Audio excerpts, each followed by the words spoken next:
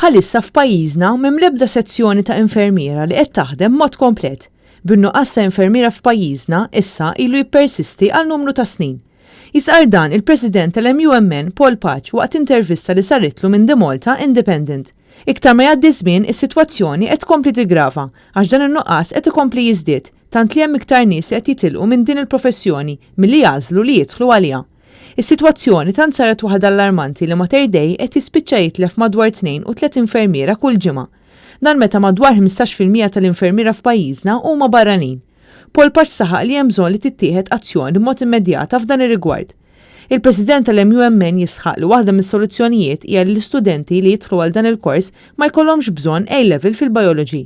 Waħda mill-fatturi li qed tagħmilha aktar diffiċli għal dawn l-istudenti sabiex jażlu din il-linja ta' studju. Ħaġa oħra inkwetanti hija li ħafna studenti qed jażlu li jmorru għal professjonijiet mediċinali oħra li joffru aktar paga b'inqas sigħat ta' xogħol. Il-ftehim kollettiv li kien sar min-naħa tal-Gvern għall-infermiera issa qed jispiċċa jiġi estiż ukoll għal professjonijiet oħra. Dan detriment li l-istudenti qed jażlu li jistudjaw professjonijiet oħra.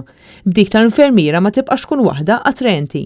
Għalhekk il-Gvern hemm bżonn jaħdem biex jagħmel din il-professjoni aktar attraenti għal dawn l-istudenti. Paul Patch jistqar li kaġun ta' dan in-nuqqas ta' persuni l-infermiera qed jispiċċaw jaħdmu sigħat itwal.